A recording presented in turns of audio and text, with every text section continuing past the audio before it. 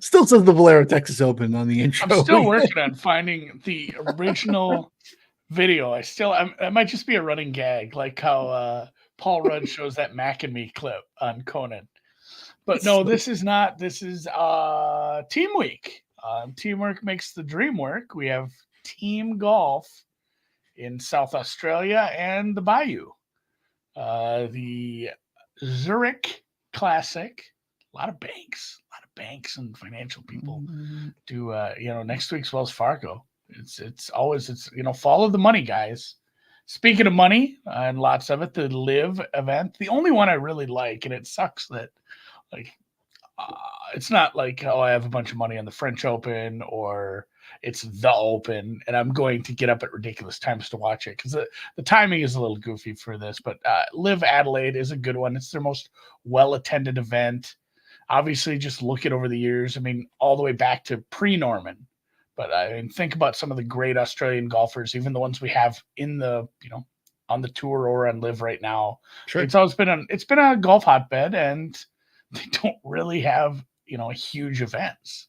You do have the DP events. There's at least the one big one. I think there's another, obviously some J Tour events stop there, but this is like a big deal to them. They get some really big names down there.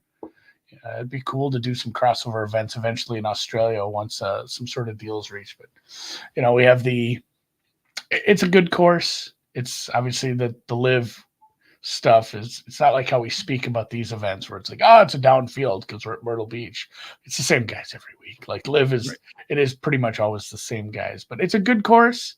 It has the answer to the 16th hole on the WMPO with the watering hole where everyone, it's stadium style where they get all drunk and Aussies can drink.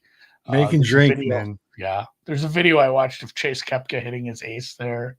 I mean, he was just getting, he had to be just soaked with beers, with Foster's. So it's fun. There's a picture, people doing shoeies, drinking beers out of shoes. It looks like it's less forced. I think that's the problem with some of the LIV stuff, like golf but louder. It's like, oh, the chain smokers. Like nobody wants that. People, you can't basketball man. Yeah, you can't force the fun, but the fun true just kind of naturally happens with a good Australian crowd and having a party hole like that. So it does feel a little less forced and actual, like people are actually having fun. So kind of a good event. We'll get into that a little, but we'll start with Zurich. And I don't know off the top, do you want to talk RBC at all? As far as, yeah, man. I mean, you kind of touched on it. You touched on it in the Monday show. It is what it is. Like, I think on a normal week where there's a cut, maybe this isn't going to always work, but with no cut, where Scotty has 72 holes to do it, like there were 16 to 1s that people were able to find live. I know you got a 10. So if Scotty's down and he's not out and the course is scoreable, I guess live bets are kind of the way to go. He's not here to torment us this week. Yeah, we get a week off. Yeah, I mean, it's super impressive, and I don't know what else to say that's new.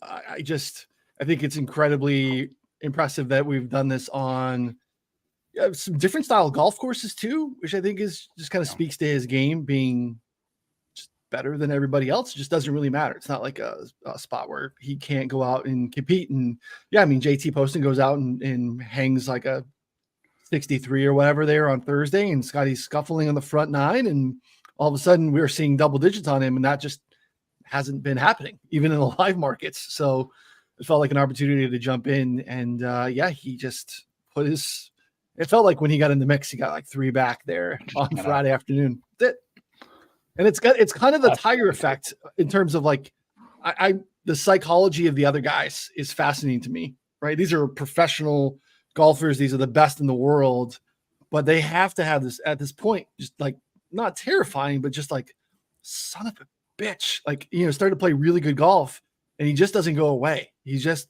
hovering, walking around town. He's like, no country for old men. Like he's never running. He's just kind of walking around, tormenting everybody and hovering and around. And it's just like, it's inevitable. At a certain point, he's just going to pop you between the eyes. And he did it in pretty strong to win by margin again. with some guys that played really well, and he just kind of pulled away. Again, it's pretty crazy to see. So I feel good about I have what do I have? Like, I think 12.5 for the PGA through parlays again on Scotty. I have the to win all the majors at 80, and it's the crazy things to bet and talk about. But like, I don't know. I just don't know what is fatherhood and the timing of that going to be the only thing that derails it. That's kind of the only thing at this point. And it's not as if it's never been done. I mean, we had the Tiger Slam. People have held all 4 titles, so like, yep. And they're not there's no such thing as a course that doesn't like fit him. Because last week was a course that kind of didn't fit him, or his length would be mitigated a little, and he still just. I mean, he just, I'm just going to throw 30 darts and make a bunch of putts, have an oopsie daisy chip in. And, once that stuff started happening, like, I might not watch Sunday. Like, I might actually just find something to do. It was a nice day. I had a tree I had to cut up. So I went out and did some chainsawing instead, like a full grown lumberjack. But it was a fun tournament overall. I enjoyed what I watched of it. And yeah, congrats to Scotty for this run. Enjoy the week off. I don't know if he's in the Byron Nelson field. I'm assuming Wells Fargo for sure. And then into another major, which obviously will be a lot of fun. We'll get into that probably in the next couple of weeks. We'll touch a little on the early market. Yeah. Just Zurich in general, though, the team golf event. Let's push the team event stuff out of there. Start and just talk about the course. TPC Pete Dye.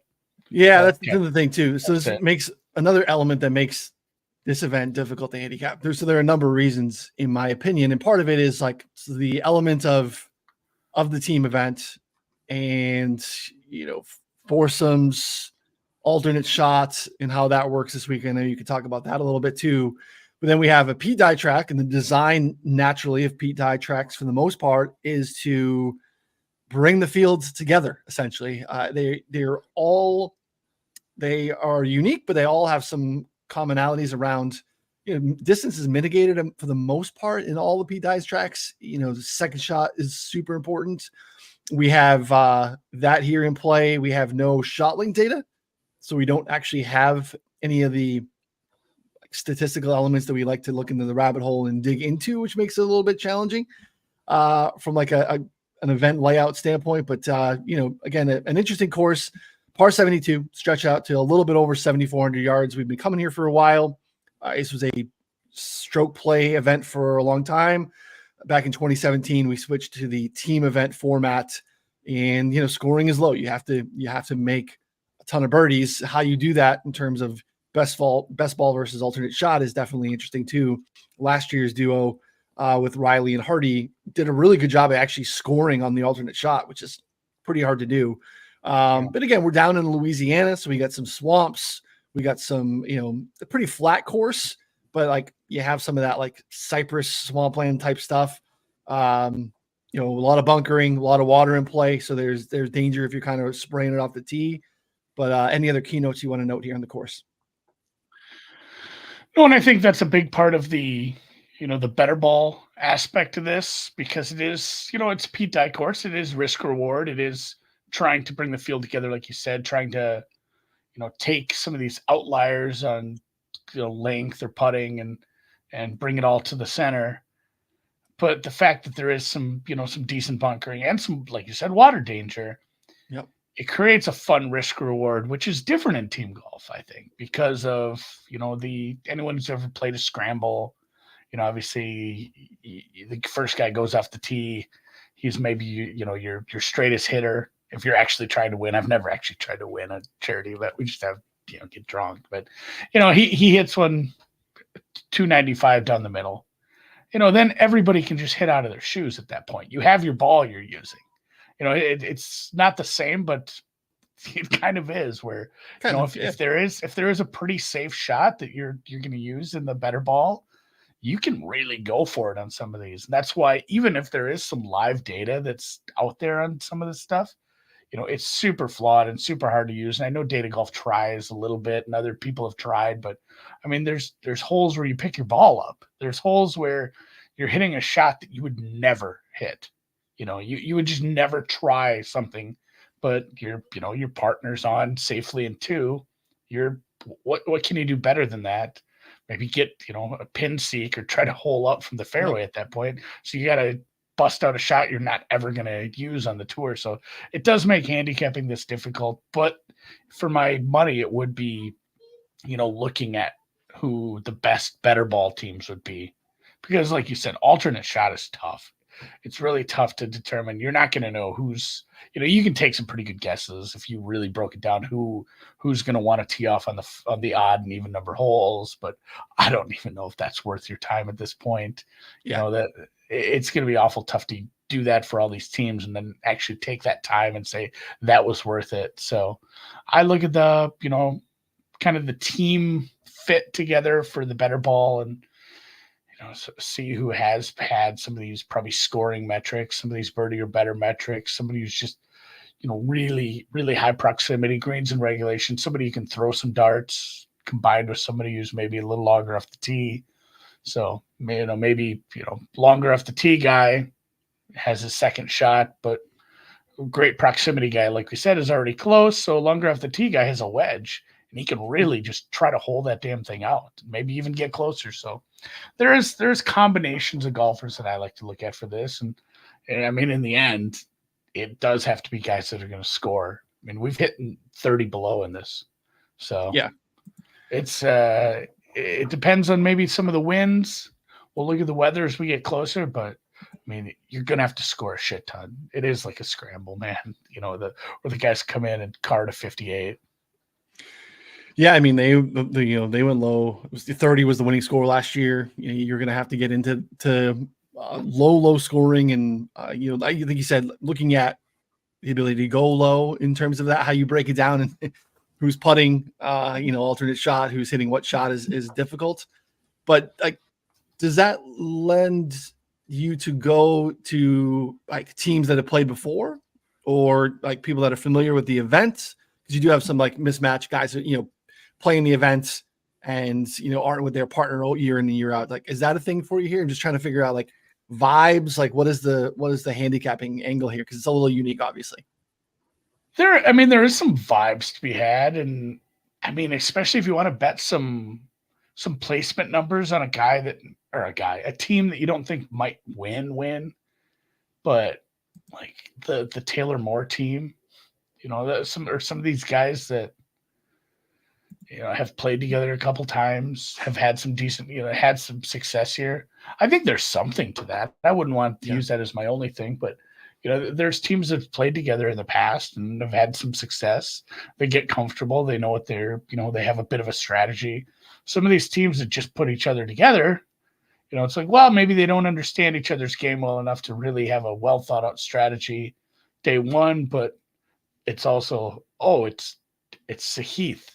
He's the top 15 golfer in the world. And, he's with another top 20 golfer in the world. And like, maybe it doesn't matter for some of those guys. And obviously price takes a big factor there as well. But, it's a lot of factors like that. And I don't think you can really lean on one or the other. You can look at some of the form coming in, and we've done that. I know we're going to talk about both Canadian teams, and there's some form that I'm looking at for both of those squads. And, obviously I think that comes in, especially when you're looking at maybe two guys who are really playing well on approach. No one says sorry more than a duo playing alternate shot.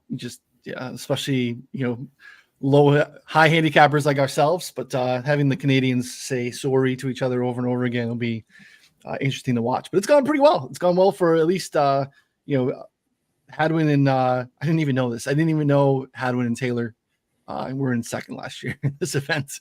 But they have some familiarity here together too. But like, Billy Horschel won last week at Corrales. He typically plays here with Sam Burns, a Louisiana guy.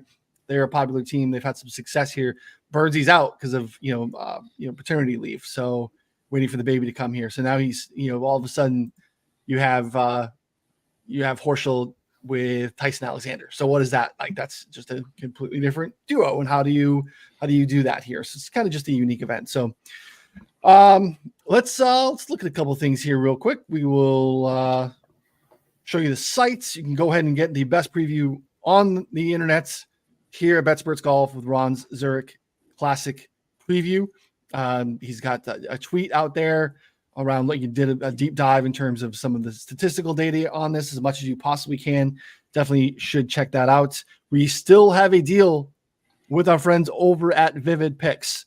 Now, the ability to get the rest of the year for this deal is going away. So you could still go over to Vivid Picks, download the app. They are a DFS pick'em site. Use promo code BetSpertsGolf. Deposit and play $5 on their site, and you can get the rest of the season here at BetSperts Golf for just that $5. No more money. About 48 hours after you play, you'll get an email telling you how to get access to the site. Use that promo code when you sign up, and you are in for free. All it required was you to play that $5 over on Vivid Picks. So again, that is as currently stated, going away. It's going to shift, so you'll be able to get access to maybe a couple of months, something like that. We're still working on those details, but again, being able to get the rest of the year is a deal that is going away. So check that out. That is on the site there as well. So great deal. And they'll first deposit match you up to $250. So if you like to play these games, good way to do it. Take advantage of that promo code and all that free money. So if you are not in a state where Vivid is available, and that is 22 of you, because it's only available in 28 states, DM us on Twitter at BetSportsGolf. We'll get you a promo to get you a discounted month or discounted annual subscription as well. So take advantage if you cannot reach out to us. All right, before we look at this, I do want to remind you, if you did find this, it is a new YouTube. Please hit the thumbs up. That helps us a lot for other people to find this video, and hit the subscribe button. We are trying to get this growing a little. Obviously, the more we grow, possible sponsors equals money equals dev equals more features on the site. If you are a member, hell, maybe even some features for free users to look at, more free content. So does all help in the long run. Like I said, hit the thumbs up, hit the subscribe button. This is the premium feature, the rabbit hole.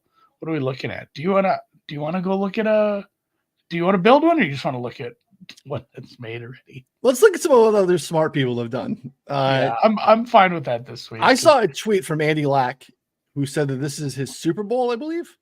Yeah. So I don't have that in my belly this week. So I want to let's look at someone who has that in their belly and see what they did. And this is you have access to this through the rabbit hole. You can typically in a given week look at my model. You can look at Andy's model. You can look at Ron Kloss, PGA Splits 101. You can look at what he did. Matt Vicenzi from Tapping In podcast, and Andy Lack as well from Inside Golf. Let's see what they have here. Let's see. So Lack looks like he's the only brave soul so far. I'm going to get Lack. If you want to look at Lack's Houston model, it's still available for you. But also if you want to look at his Zurich for the Sickos, which is aptly named. Let's see what Lack did this week in his model. And find Andy Lack on Twitter. Follow him, Inside Golf Podcast. Great preview podcast out there as well. All right.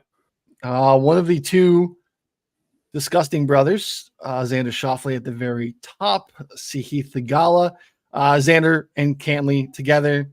Just absolutely feels like such a Xander and Cantley event to go out and win. Yeah. They haven't won in about 40 events. Again, winning golf tournaments is hard, but this would be kind of a great spot for them to win. Sahith tied up 80 events combined then. Right. Sahith and Zalatoris makes for a fun team to cheer for. Fitzpatrick is one of the three brother duos out here. We have the Fitzpatricks, we have the Hoygaards, and we have the Cooties this week. Cooties. So that's a fun one. Davis Thompson, that's interesting. Davis Thompson, he is paired with Andrew Novak. That's a nice one. Corey Connors, one of the Canadian duos with Pendrith. Tom Tables. Let's see, who is Tommy Tables with this week?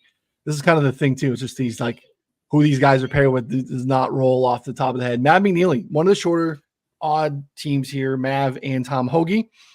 Canadian duo, second place last year, Nick Taylor and Adam Hadwin back-to-back here. Distance not getting any love, but they are still popping pretty well here. Mark Hubbard, who is Hubbard with this week? Let's see here. Hubbard and Carson Young. Daniel Berger not playing particularly well, but probably getting a bonus of probably longer looks here. That is your top 10. Horschel and Cantley rounding out your top 12 there, which is interesting. Let's see what Andy is looking at here.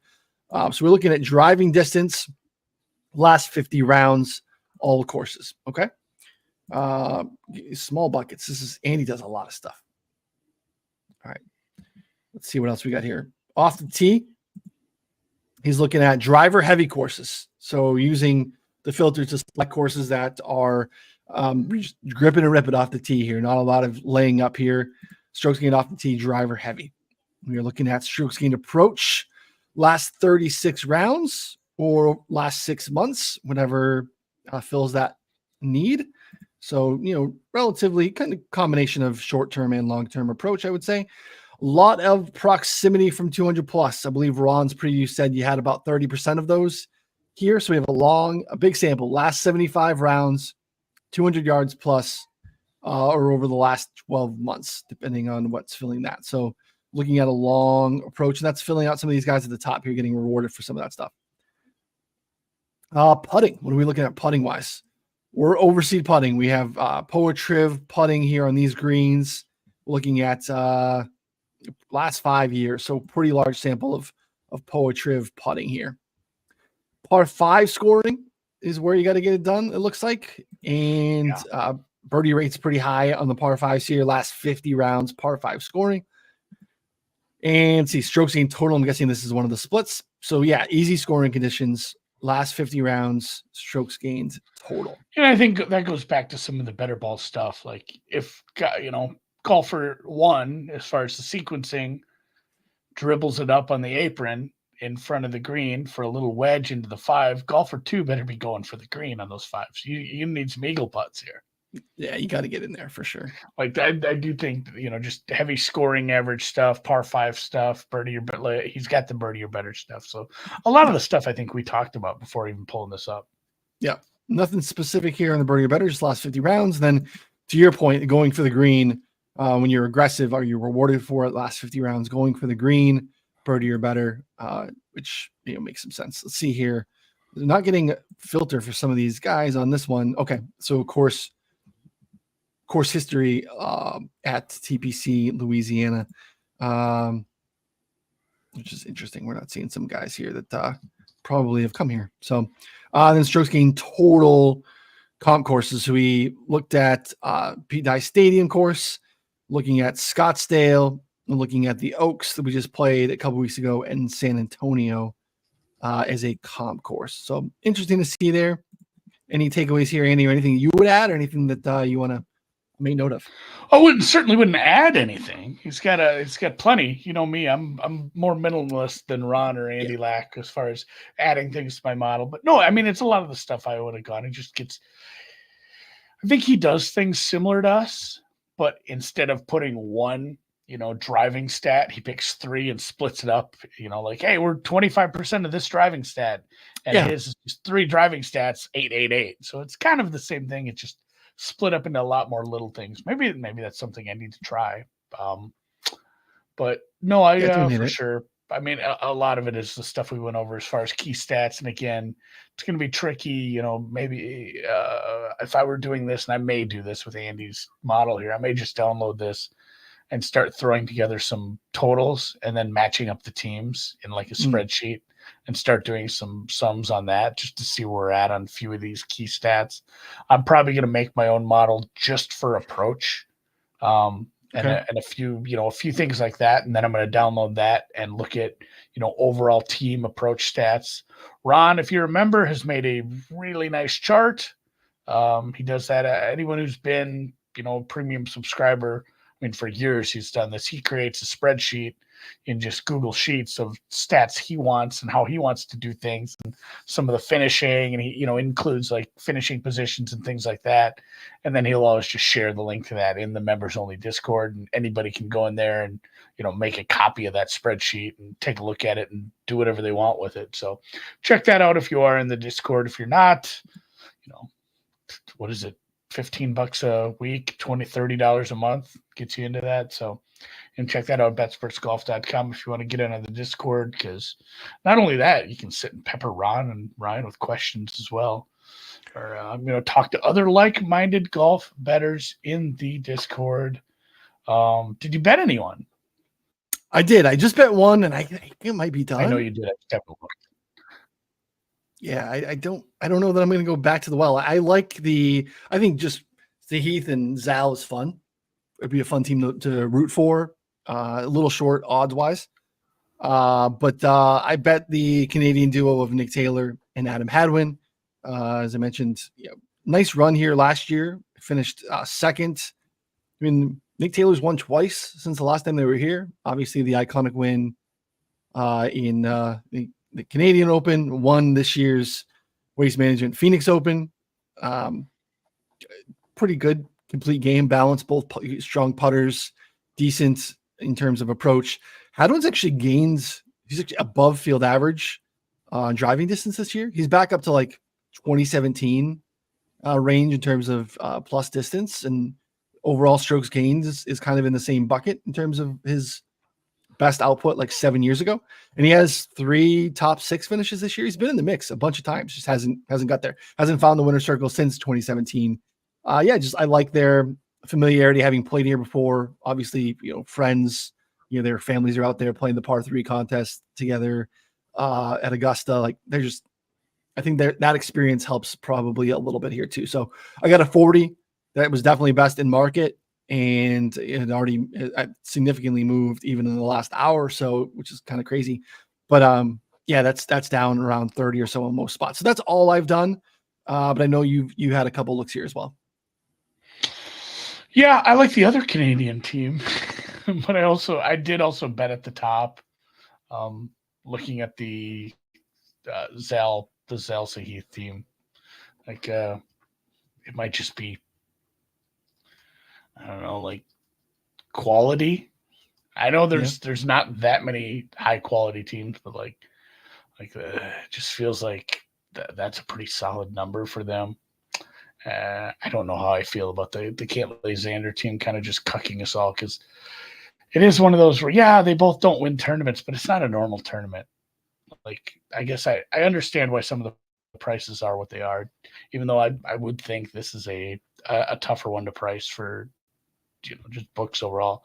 I would wager, if you took a look at the pricing for this and did figure out the over round on this compared to like a normal week, I would guess it's higher. So, I mean, the price isn't great. It's like 8, 7 even at some places, but it's going to get a little money, because I think they should be priced closer to the Cantlay Schauffele number. I'm not sure where Cantlay's at right now. I know Schauffele is maybe the second best golfer in the world at the moment. And he is really playing well for not winning anything. But Sahith and Will Zalatoris for me. And then, like I said, the other Canadian team, they were priced lower. They've kind of come to a stasis. The prices are getting closer. But Connors and Pendrith, Connors just with his his irons, his approach, his ball striking, and then I'm not 100% sure if they played together last year. I'm going to have to double check on that. I feel like it was in my notes, but now I feel like I'm doubting myself on that.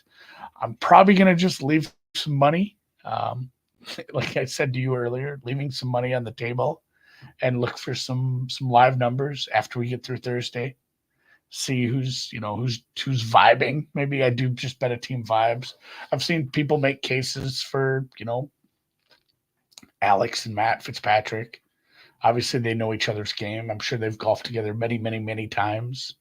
There is something to be said for that. Matt Fitzpatrick's a very good golfer. Alex holds his own, obviously. Sure. And then I don't know about Rory and Shane. I know they've probably played together as well, too, but that's a new team pairing.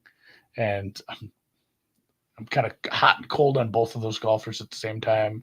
I've seen people bring up Dahmen and Mitchell. Mitchell's been great. Dahmen, obviously, pretty hit and miss over the last couple of years. The Taylor, and then again the Taylor Moore Matt Naismith one. I've seen that mentioned a few times.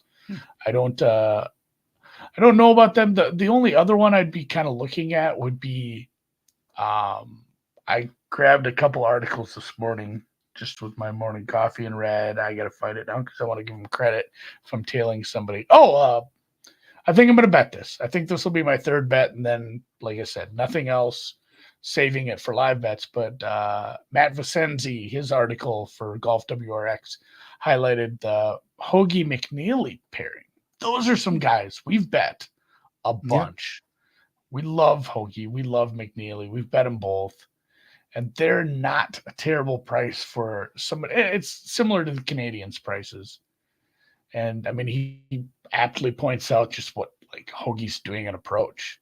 He's basically like the best if we do this non-Scotty Scheffler market. So McNeely's had a decent season too. I think he pointed out a couple of top tens he's had at some decent fields. He was good at the Players, and most key in Matt points out he's been working with Butch Harmon.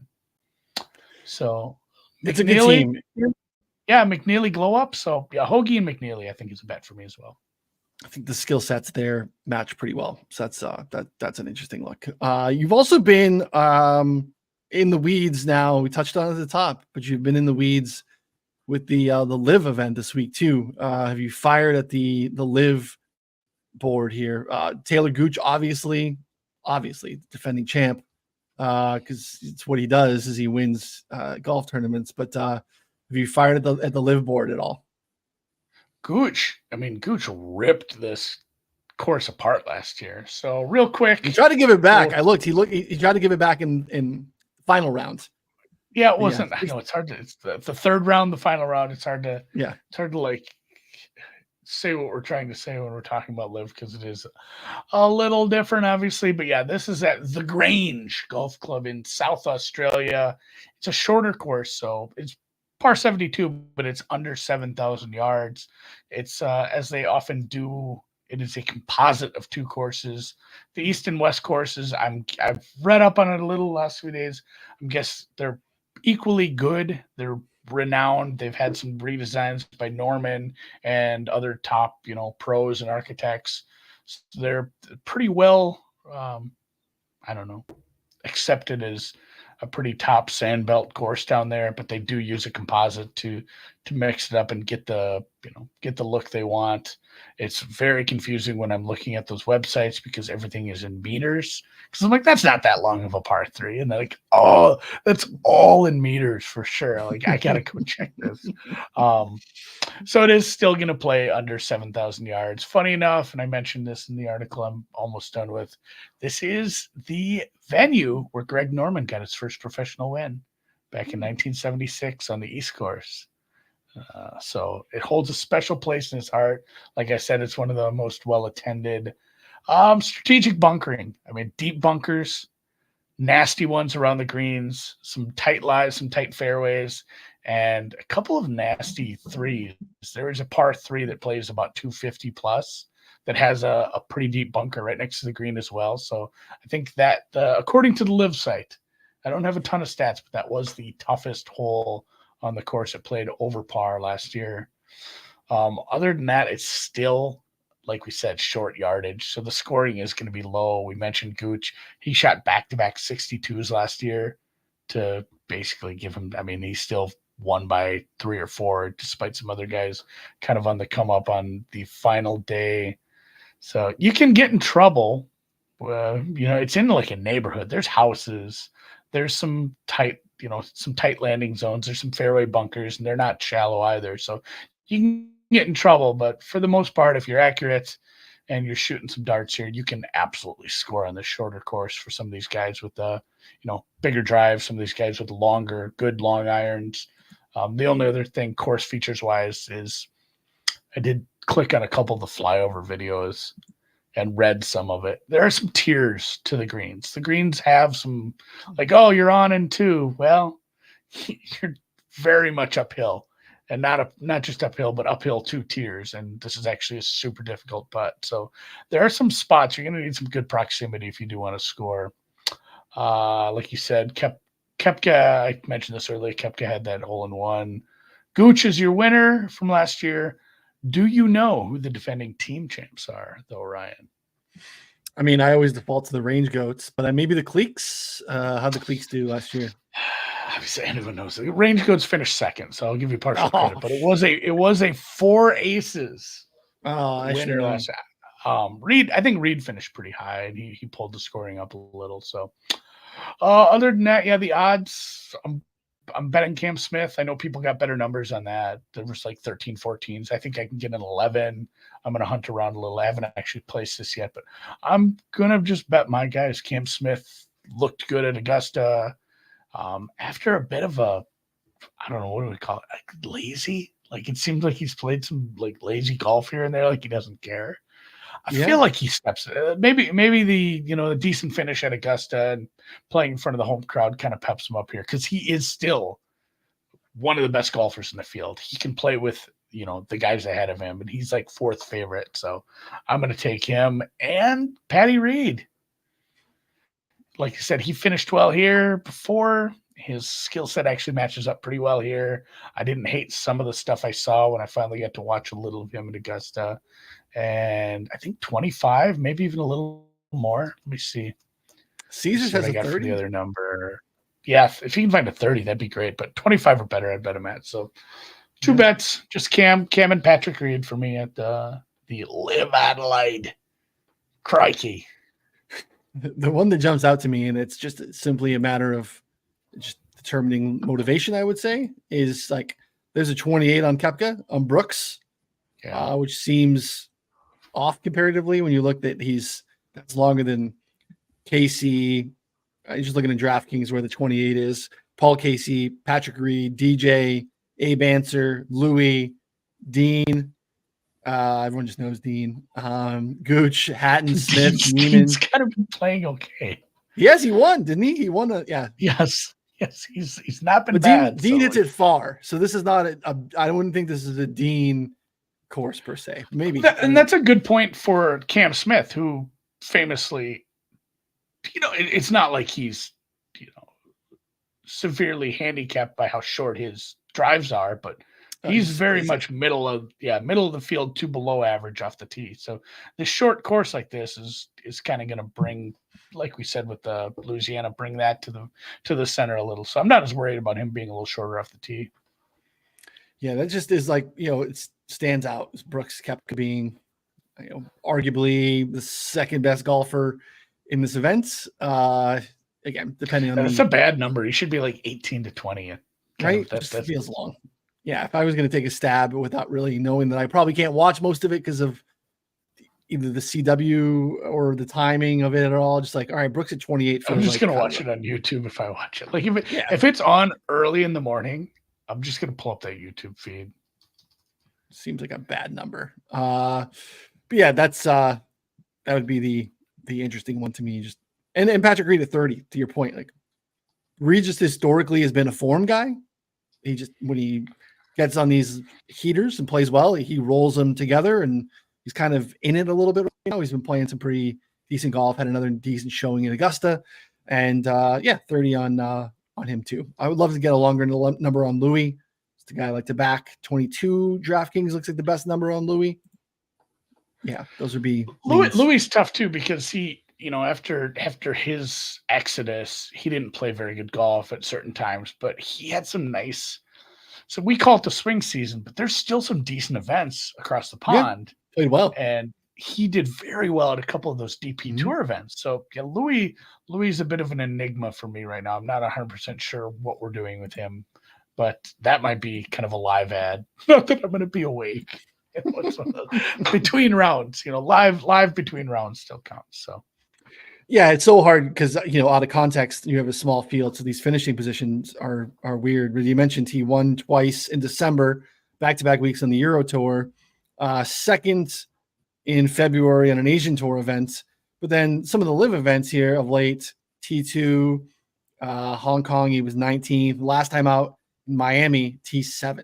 So he's been playing really, really well. It just feels like he's kind of back a little bit after the kind of down year LIV wise last year. So yeah, Louis is interesting to me. Just the guy I also would like to root for because he's fun. So for sure. I've maybe been hurt by him too many times. Yeah, I had him. Oh man, basically every major that he finished second in, I pretty much had an outright on him. So I still can I see. feel like I had a 90 in that PGA. Was it the PGA that who It's the U.S. Open at Torrey. He hit the ball Open, there was. Oh, down yeah, the hill on 17. Yeah. Yeah, that was a big number on him.